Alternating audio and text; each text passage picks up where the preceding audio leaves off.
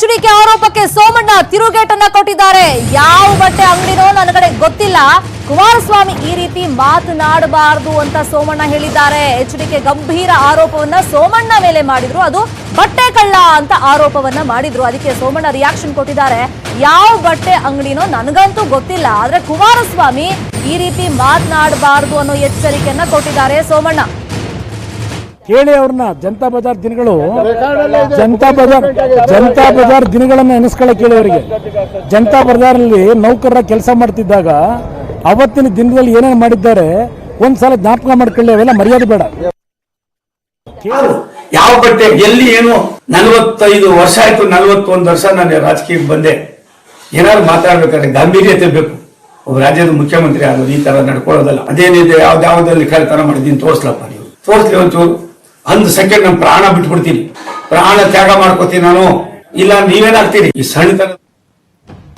ಇನ್ನು ಬಚ್ಚ ಅನ್ನೋ ಪದ ಅವರ ಸಂಸ್ಕೃತಿಯನ್ನ ತೋರಿಸುತ್ತೆ. ಕುಮಾರಸ್ವಾಮಿಗೆ ದೇವೇಗೌಡರ ಮಗ ಅಂತ ನಾವು ಗೌರವಿಸ್ತೀವಿ, ನಾನು ಗೌಡ್ರಿಂದ ದೂರ ಆಗೋದಕ್ಕೆ ಎಚ್ಡಿಕೆ ಅಂತ ಚಿಲ್ರೆ ಮನುಷ್ಯರೇ ಕಾರಣ ಅಂತ ಕೂಡ ಸೋಮಣ್ಣ ವಾಗ್ದಾಳಿಯನ್ನ ಮಾಡಿದ್ದಾರೆ. ಇನ್ನು ಬಚ್ಚ ಅಂತ ಏನೆಲ್ಲ ಅಖಾಡದಲ್ಲಿ ಪದ ಪ್ರಯೋಗ ಆಗಿತ್ತು, ಅದಕ್ಕೆ ಅವರ ಸಂಸ್ಕೃತಿಯನ್ನ ಆ ಪದದಿಂದ ನಾವು ಅರ್ಥ ಮಾಡ್ಕೊಳ್ಬಹುದು ಅಂತ ಸೋಮಣ್ಣ ತಿರುಗೇಟನ್ನ ಕೊಟ್ಟಿದ್ದಾರೆ. ಜೊತೆಗೆ ದೇವೇಗೌಡರ ಬಗ್ಗೆ ನಮಗೆ ಗೌರವ ಇದೆ, ಅವರಿಂದ ದೂರವಾಗೋದಕ್ಕೆ ಇಂಥ ಚಿಲ್ರೆ ಮನುಷ್ಯರೇ ಕಾರಣ ಅಂತ ಹೇಳಿದ್ದಾರೆ. ದೇವೇಗೌಡರ ಮುಂದೆ ಸೋಮಣ್ಣ ಬಚ್ಚ, ದೇವೇಗೌಡರಿಂದ ಬೆಳೆದಂತ ವ್ಯಕ್ತಿ. ದೇವೇಗೌಡರ ಬಗ್ಗೆ ಲಘುವಾಗಿ ಮಾತಾಡೋದ ಅವಶ್ಯಕತೆ ಇಲ್ಲ. ದೇವೇಗೌಡರು ಸೋಲು ಗೆಲುವು ಅವ್ರ ಜೀವನದಲ್ಲಿ ಎಲ್ಲ ಕಂಡಿದ್ದಾರೆ.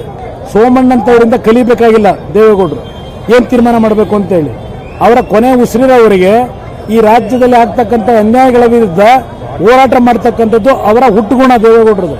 ಸೋಮಣ್ಣಂತರ ಚಂಗಿ ಮಿಂಗಿ ವ್ಯವಹಾರ ಮಾಡ್ಕೊಂಡು ಅವ್ರಿಗೆ ಬೇಕಾದಾಗ ಯಾರಿಗೆ ಬೇಕಾದ್ರೂ ಕಾಲಿಡಿಯೋದು, ಯಾರಿಗೆ ಬೇಕಾದ್ರೂ ಕಾಲಿಡಿಯೋ ಕೆಲಸ ಮಾಡೋದಿಲ್ಲ.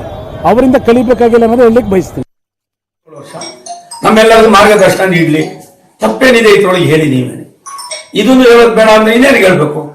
ನಿಮ್ಮ ಯೋಗ್ಯತೆ ಏನಂತ ಗೊತ್ತಾಯ್ತದೆ. ದೊಡ್ಡವ್ರನ್ನ ಚಿಕ್ಕವ್ರನ್ನ ಅನ್ನೋದಕ್ಕಿಂತ ಹೆಚ್ಚಾಗಿ ಯಾರ್ಯಾರನ್ನ ಯಾವ ರೀತಿ ನಡ್ಕೋಬೇಕು. ಒಬ್ಬ ರಾಜ್ಯದ ಮಾಜಿ ಮುಖ್ಯಮಂತ್ರಿ ನೀವು, ಈ ತರ ಭಾಷೆಗಳು, ನಿಮ್ ಗೌರವ ನೀವೇ ಕಳ್ಕೊಬೇಡ್ರಿ. ಆಮೇಲೆ ನಿಮ್ಮಲ್ಲೇ ಈಚೆ ತೆಗೆದು ಏನೆಲ್ಲ ಹೋಯ್ತದೆ. ನಿಮ್ಮಂಗೆ ನಾನು ಬದುಕಿಲ್ಲ. ದೇವೇಗೌಡರ ಮಗ ಅನ್ನೋ ಒಂದೇ ದೃಷ್ಟಿ